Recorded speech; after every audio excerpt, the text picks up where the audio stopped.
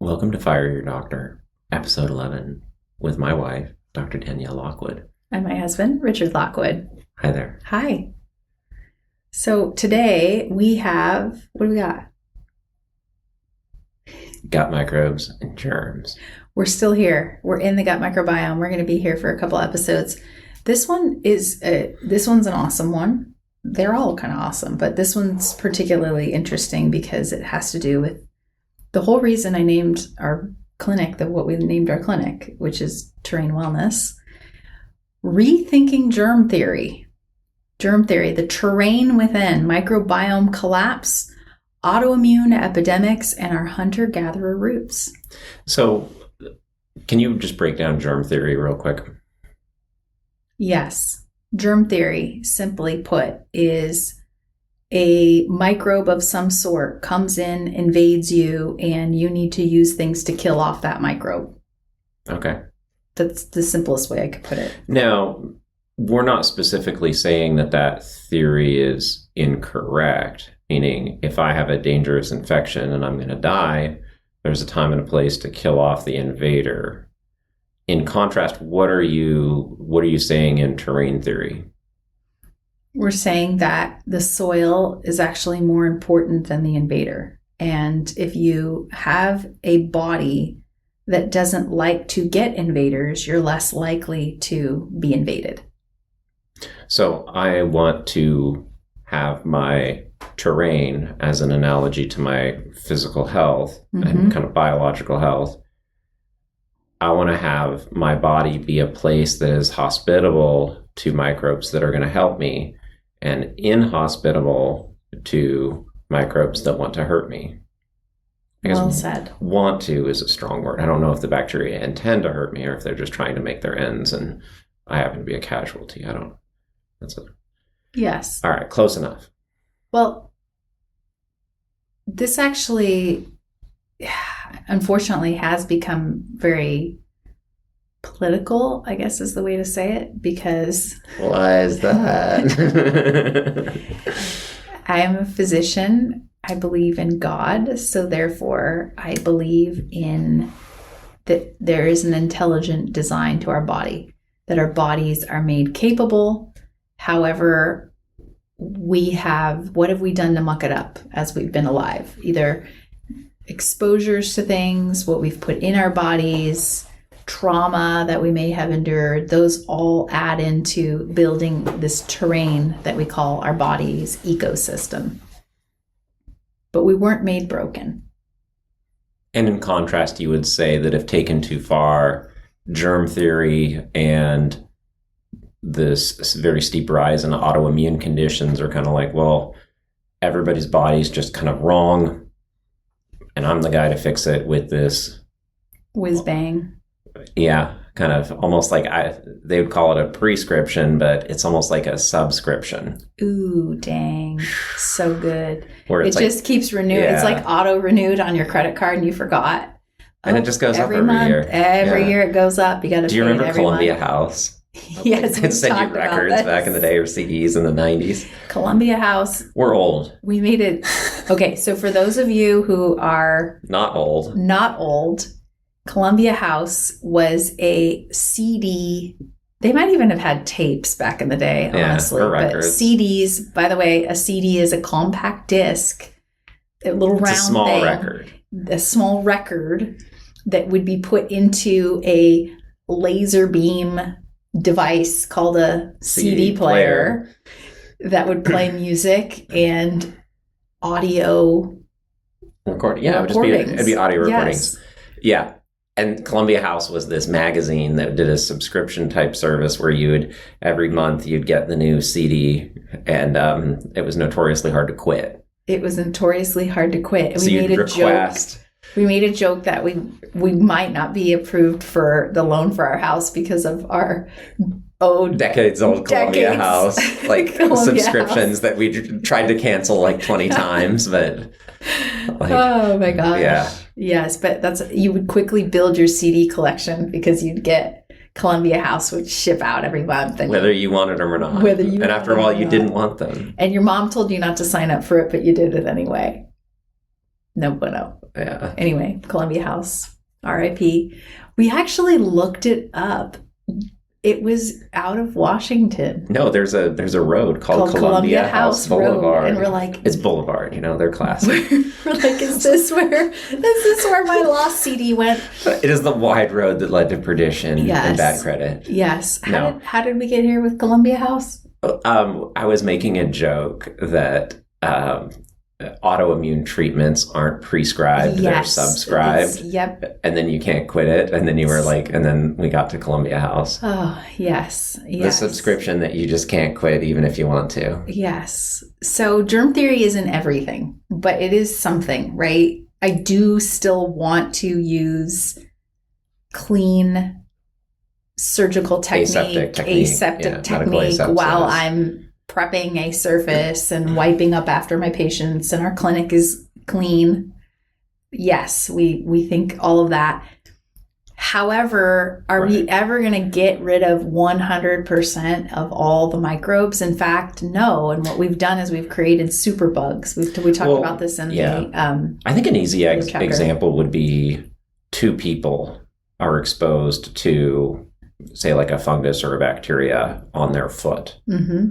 One of those people is insulin dependent type 2 diabetic. Mm-hmm. And the other person is, if they're a male, they're under 14% body fat, female under, say, 26% body fat.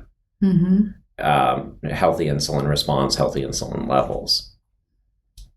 I would argue that the person that's type 2 diabetic could have a very serious health condition as a result of that exposure to that germ.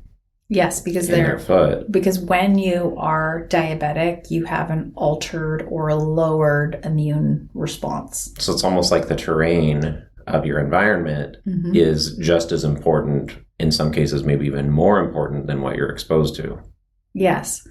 And it also depends on how many exposures you've had to have to, for example, antibiotics, right? There's people who've developed now resistant to so many different antibiotics because their terrain has shifted to a point where now they don't just make bugs that are, say, really susceptibly killed off by penicillin.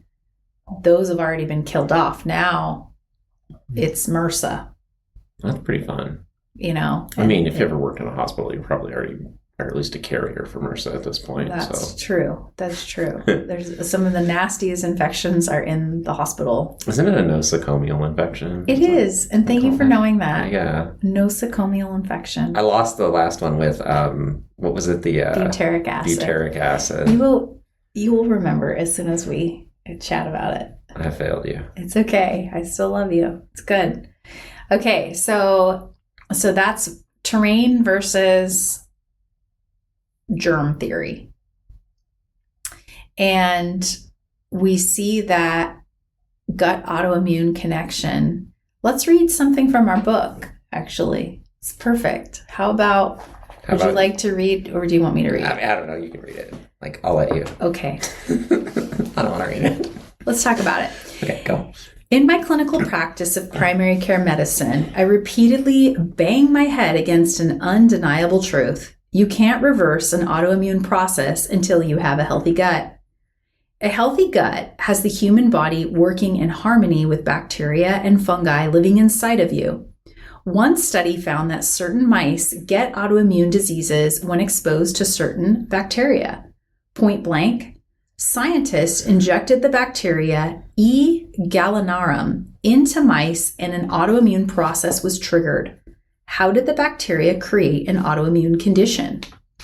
This specific bacteria breaks down the gut lining, allowing partially digested food waste into the animal's bloodstream. Bacterial damaged gut linings let components of poop into your bloodstream. A 2018 study in the Expert Review of Gastrointestinal Hepatology wrote, many studies have shown the relationship between autoimmune diseases and the gut microbiome in humans. Those with autoimmune conditions display gut microbiome dysbiosis. So let's explain what dysbiosis. It occurs when there's an overgrowth of harmful bacteria or a shortage of beneficial bacteria in the gut, leading to an imbalance that's closely linked to autoimmune conditions.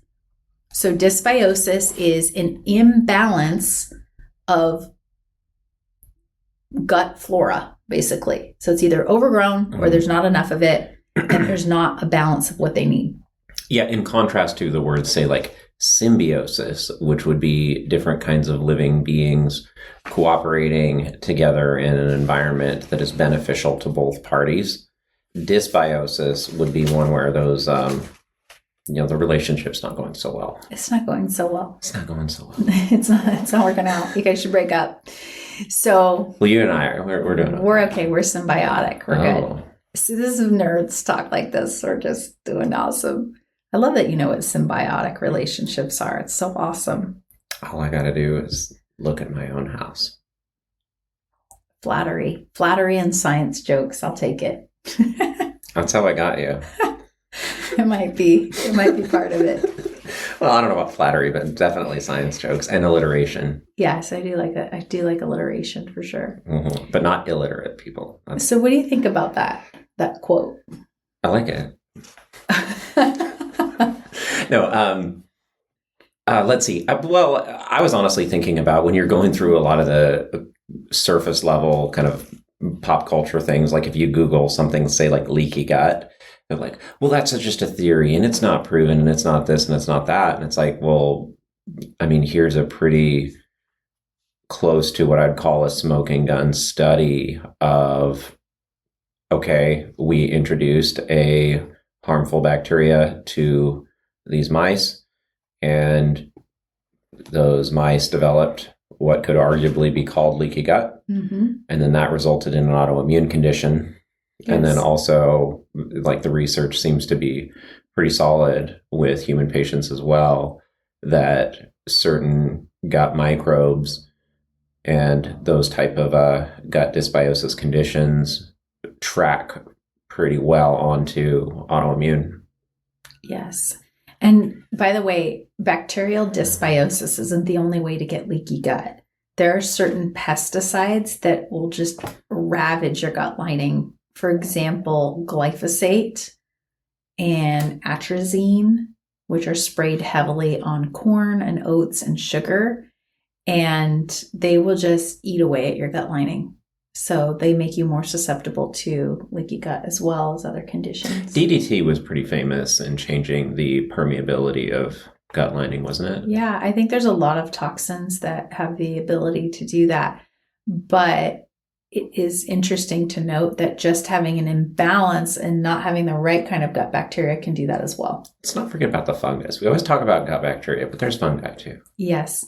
Well, we did talk about fungi, if you remember, during the antibiotics chapter with invasive candidiasis. Yeah, that was gnarly. That was a time. Yeah, the invasive ones are pretty wild. And they're more common because of the microbial or the antibacterial resistance of things.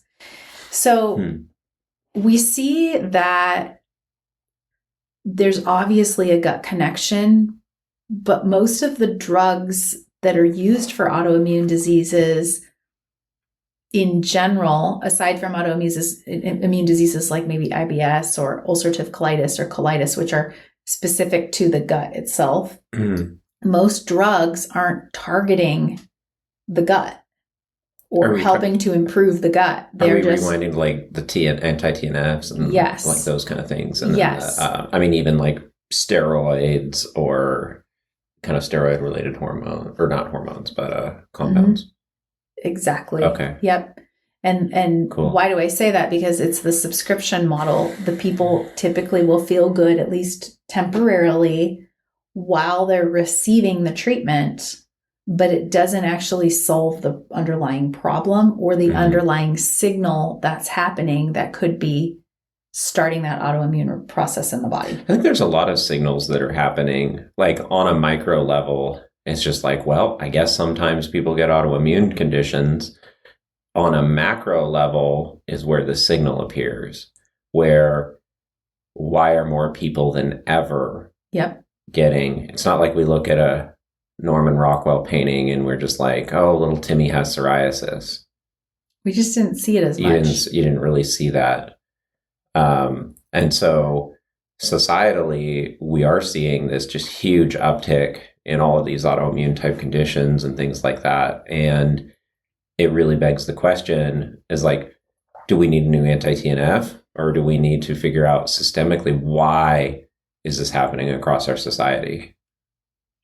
We have talked about that, and we got banned off of YouTube for talking about reasons. Well, not banned. I mean, there's just the video got taken down. They didn't give us a specific response, and obviously, like, I'm full of it, and like, I'm a licensed physician, but I'm spreading medical misinformation left and right. So, well, I think I'll invite you over later. Okay. Yes, I don't have to go far. Okay, I'm already here. Live here. Yeah. Yes. So I think going back to that. Yes, you're absolutely right. And it's more difficult to repair somebody's gut than it is to give them a drug. Sure. Like point blank, it's easier to just take this drug for the rest of your life. This is what you need. Yeah. And I think aside from conspiracy of like, well, let's get them hooked on this drug for life. It's just, if I was a drug maker, I'd be a lot more motivated to treat psoriasis than tell somebody to eat more vegetables. Yeah. Because you could sell that drug. Actually, this is a good quote. You can read these too. Yeah, I might have stepped on the quote a little bit. Yeah, just the highlighted. Yeah, the highlighted. Yeah, of course. Well, now you're reading. Well, I'm just telling you where it is. It's highlighted. I can see where it is. Of course, sickness is good for business, but this doesn't mean a conspiracy theory per se. It just means that more money and research are directed towards expensive drugs and less towards prevention. The publication... There's a 2012 publication. I'm sorry, you leave me hanging in the middle. Yes. A 2012 publication from the Indian Journal of Pharmacology Society corroborates this reality. The publication highlighted that, despite advancements in pharmaceutical drugs, quote, treating autoimmune disease, no drug on the market has been able to put autoimmune disease into remission. End quote. End quote. So there is no cure for autoimmune disease. There's no drug to cure autoimmune disease. They have been able to, well, it's all about how you define it. They're able to put these autoimmune diseases into remission and then hope that their system maybe grows out of it or evens out eventually, or they'll just advise you to continue to take the drug in order to keep it into remission. And that's the typical common solution for autoimmune conditions, which are on the rise. Yeah, I think it's just, we pointed out elsewhere in the book that it's kind of just philosophically lazy to just say, well, okay, your body just kind of had this autoimmune reaction. It just kind of happened because your genetics are terrible. Sorry, fam. And then just put you on this medication. It's just kind of lazy. It kind of is. It's almost easier. Well, there's also a certain amount of pride that's like saying, I can't just simply look at this problem and immediately know why this went wrong. So I'm just going to blame your genetics and your this and your that and just kind of, well, sorry. And then just go play golf. Yes. I don't like to play golf. Yes. I'm like the hypothetical like immunologist or whoever is like. The hypothetical. Let's be nice. I do believe that most doctors got into it to help people, and they have an idea that they are, and it's because they've never witnessed doing it any other way. They've just never witnessed looking into the gut microbiome, cleaning things out, pulling toxins out of their body, and restoring normal function. They've never done it. They don't know how to do it. That's not how they were trained. They're trained much better than I am to use pharmaceutical medications. I was trained to use pharmaceutical medications. I do use them when necessary. However, it's not my go-to. That's not my main tool in the toolbox. So I'm forced to think outside of the box because that's how I was I've trained and continue to train to think. It's just a different mentality. But God bless them. Cool. Yeah. Cool. It's just different. So the gut autoimmune connection, we talked about that. Let's talk about how the gut shifted from ancient times to the digital age.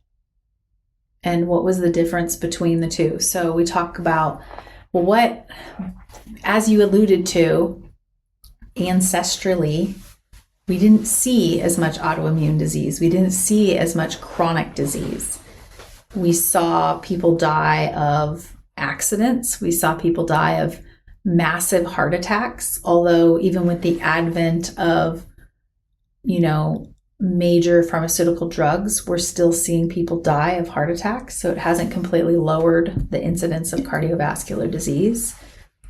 So You're reading this one. Yeah, I don't want to read this one. Let's learn. Let's learn together. We're getting these guys or no? Okay, fun fact. In general, a person with one autoimmune disease is 30% more likely to have multiple autoimmune diseases. It's a BOGO. Buy one, get one. Great. We can go into, hey, is it that they have autoimmune disease, or is it that they have toxicity in their body that they're trying to get rid of, such as pesticides, as we alluded to? Because this quote was, or is it the harm more related to big agriculture and big food processing that could be causing this? I don't know. That's a great question. Right. When we look at basically what you're saying is that in antiquity, most of these diseases didn't really even happen. And even though kind of around the industrial age, say 100, 200 years ago, there were a lot of people that were not living very long. If you go before that, before these kind of like mega European cities with poor sanitation, people actually seem to be pretty happy and healthy. Yep. And here's quote 2, perfect lead in. From what scientists can piece together, these pre-modern societies did not get autoimmune disease. One study conducted on the hunter-gatherer Hadza tribe of Tanzania showed a diverse microbiome makeup different from what is seen in modern diets. Their lifestyles also lacked time indoors, smog, antibiotics, chemical soaps, pesticides, and other medications, and electromagnetic radiation from electrical devices. We may not know all the factors at play, but what we do know, this tribe thrives on unrefined seasonal foods and daily movement. And what they found, researchers measured short-chain fatty acids. Here we are again. SCFAs. SCFAs are beneficial substances made from good bacteria inside the body. SCFAs are important in regulating the immune system and help with the protection against germs. But that's not all. They improve nutrient absorption. The research found higher levels of SCFAs in the Hadza tribal communities members compared with city dwellers. What are SCFAs? Well, short-chain fatty acids, butyric acid. This one too. This is why I use the spore biotics, actually. We should give a shout out to our friends. Oh, yeah. If our friends, Brett Weinstein, Dr. Brett Weinstein and Dr. Heather Hying, Hunter-Gatherer's Guide to the 21st Century. Yeah. Very good. They actually get into some of this stuff, and they're like, essentially, there is something conspicuous that changed in modern societies in the digital age, and could be, any number of those things on that list, maybe a combination, but primitive cultures do not have these issues, and yet all of a sudden we have these issues in modern America. And so something that we are doing or not doing is related to that. Well, with these diets higher in the short-chain fatty acids, they found in their stool samples, the spore-based probiotics were found largely in the native soils that haven't been treated with industrial pesticides and fertilizers. So the soils themselves that they're growing the food on are exposing people to these spore biotics. And these spores act as seeds that may replant an environment where healthy gut bacteria can grow and thrive. A 2017 randomized placebo-controlled study in the World Journal of Gastrointestinal Pathophysiology found that spore probiotics help people resist endotoxins produced by harmful bacteria, so like food poisoning and byproducts of disease.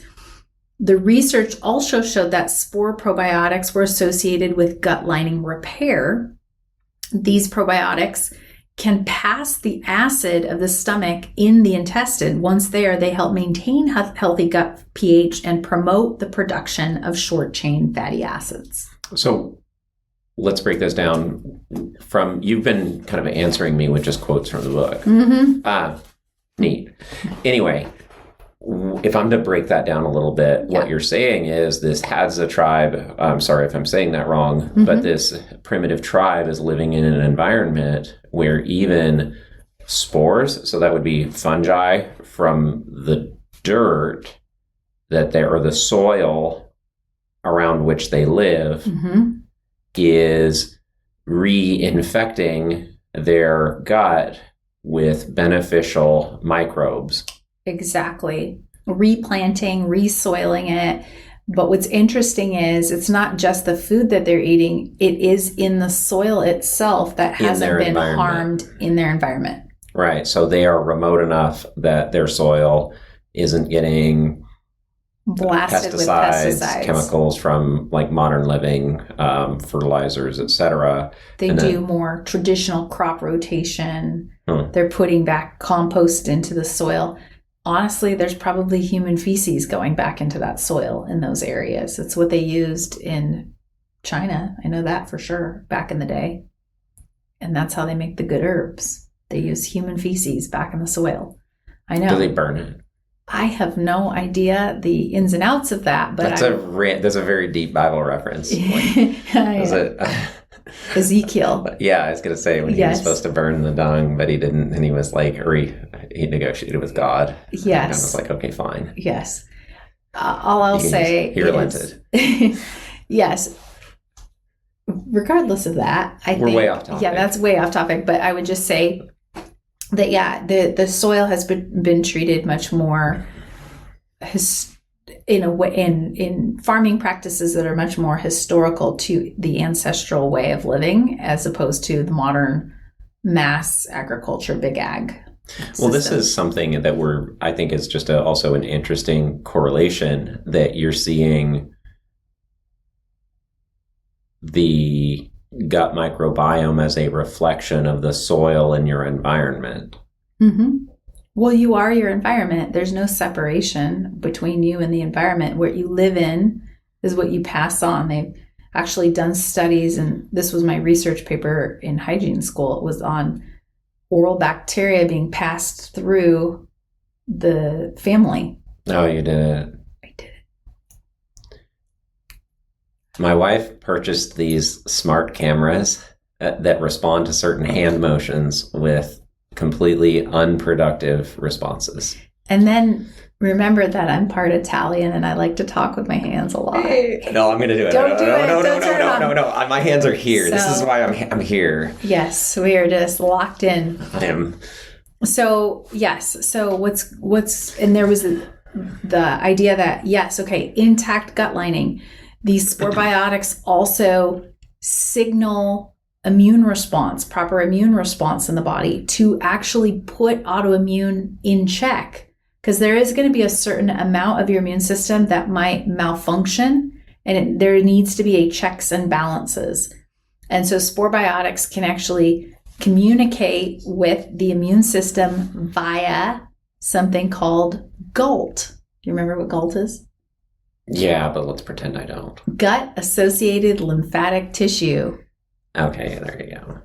That is where 70% of your immune system is located. Okay. So if 70% of your immune system is located, Mr. Lockwood, Sir Lockwood,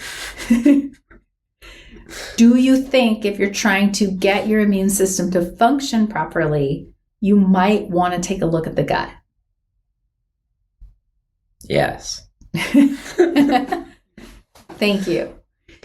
And So we see that GALT, aka the Peyer's patches, for all my immunology people, it's actually histology. We had to look at Peyer's patches under a microscope. But Peyer's patches are just the area where the GALT is located in the gut lining. So very important. And what feeds it? Short chain fatty acids and spore biotics. So those are very, very important and good. Now, can you just start taking a bunch of short chain fatty acids and like heal years of toxins and all of those things? Sure, you could, but it's not gonna solve the problem all the way, unfortunately. Okay, so now let's talk about sources of short chain fatty acids. For example, butter, butyric acid, very high, especially grass-fed butter, which is my excuse for why I make you buy the bougie, expensive butter at Costco. Okay. Yes. And another thing that's very high in butyric acid, coconut oil. Coconut oil is very high in butyric acid. Great for the gut lining, great for feeding all those healthy gut bacteria. And then obviously your prebiotic type foods can also be really helpful in encouraging the production of short chain fatty acids via feeding the bacteria that are already there that will then make more short chain fatty acids. Okay, recap that for me, just to make sure I got it. Okay. Break it down. Butyric acid is found in butter and coconut oil, among some other sources, but those would be two conspicuous examples. Butyric acid is a short-chain fatty acid, or is involved with short-chain fatty acids, and there are gut microbes that both are encouraged to proliferate by the existence of short-chain fatty acids in your diet. In turn, those same gut microbes will actually produce short-chain fatty acids. So if you are eating short-chain fatty acids and you have these gut microbes in sufficient numbers, they will create even more of them and you'll get more short-chain fatty acids. That's pretty good. Yeah. I don't know. So short-chain fatty acids found in foods that are high in something called butyric acid. When I'm going through a process after I've cleaned things out, detox patients, I will start adding back in prebiotic foods, spore biotics, stuff to support the gut lining. Bone broths are a great thing to support the bone. There's lots of different things I'll do, but one of the things I'll add is butyrate, which has a lot of butyric acid in it, and I will encourage eating things like coconut oil, butter, and whatnot. Cool. Yeah. So that is it. So let's see. Let's go through our notes. And I just want to make sure we got it. So we talked about what the hunter-gatherer societies teach us about microbial diversity and immune resilience. Don't spray your crops and try to eat. The soil, your soil matters. Matters. Would you say your terrain matters? Okay. Yeah, absolutely. We can say that. How short-chain fatty acids produce gut bacteria, support gut-associated lymphoid tissue, GALT, boosting immune regulation and protecting against inflammation. And the many benefits of spore probiotics. We talked about that. Why restoring the terrain within is both biological and a spiritual act of stewardship. You want to talk about that for a few minutes? What do you think about that? I think it's true. Yes. What do we mean by a spiritual act of stewardship? What is stewarding the body? First, let's disambiguate. There's a way of thinking about yourself as the only person on earth, except that you are not a person. Think of yourself as a society, right? Meaning, like, I am not just Richard. I am the father of Richard. I am the mother of Richard. I am the sibling or the friend or even like the spouse of Richard, like aka myself. And so how I show up for myself is not just about me in like a selfish sense or in a self-destructive selfish sense, as far as like, let's say, street drugs feel good, let's go take them. That would be kind of fulfilling that selfish end of kind of immediate pleasure, but it would be defrauding the other aspects of myself that I find myself kind of like in charge of. Okay. And so that's a spiritual stewardship principle of stewardship, meaning that like I'm not just my own, I'm also responsible for myself. Meaning that like it's like an example, if tonight I will feel good if I engage in a certain behavior or consume a certain substance, but tomorrow morning Richard would have to suffer for that. Like, what am I doing to my future self? And so that could be anything from like foods that I eat that right now Richard might like, but future Richard is going to be very unhappy with. So it's almost like I'm robbing this other person that's going to exist in the future, but is also me. And so acting in alignment with kind of a Christ-centered, like a spiritually aware way of treating myself would be a way that is honoring myself as my future self or as kind of someone else that I'm left in the care of, or in charge of, and also kind of like myself as in my own kind of personal based desires. And so meeting that out in a way that is honorable is stewardship. Okay. I would say for myself, just treating my body as a temple of God. You know, as Christians, we believe that we are made in his image and he dwells within us and we have access to the living God. And with that, we need to treat it as such, which is why we move it.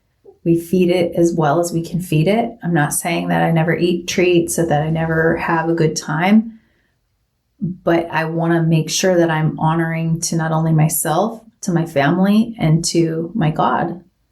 I would say that's what I would say for spiritual stewardship. And in relationship to the act of stewardship and restoring the terrain within, what about that? I would say that we got to look at why we're eating those kinds of things that would be harmful to us. And like the truth is there's usually some sort of a proximal, like a pleasure or an escape, or in some way,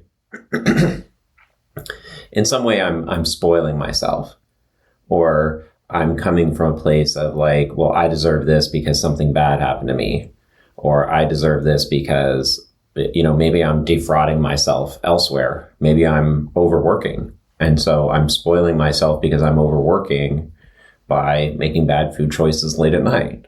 Yeah. And so there's this kind of way that it's either you're attempting to unethically rebalance the equation kind of in your favor, or you're making up for something else. Am I being the parent of myself that's gone at work all the time? So it's just like, I'm going to show up with new toys for my kids, even though I haven't seen them for 2 weeks. Yes. And when we think about germ theory, it's like, well, I have no control over it. I'm just walking along and this random germ is going to come and attack me. And I have no say over that. It's just going to happen. It almost outsources your own stewardship of your own body to this outside thing. Doesn't matter what I do, doesn't matter anyway, because I'm just going to get attacked by this germ. Yeah. So it's basically you're externalizing your kind of locus of control of your life. Mm-hmm. Just saying, well, I just randomly got this autoimmune condition. I just randomly got this infection. I just randomly had this happen to me. And it's like, well, every day we have either been using the tiny little bricks that we have to build with to build something that is either going to be a wall that protects us against those types of infections, or we've been building a just kind of using all of that material and all that time that could have been used to build that defense, to build something that's actually going to, rather than defend, to invite those infections in. Yeah. And so in that way, what you're advocating for is a return to that internal locus of control, to say, how am I living, and how is that encouraging infection, or how is that discouraging infection? Exactly. And we are, the expression, we are what we eat, right?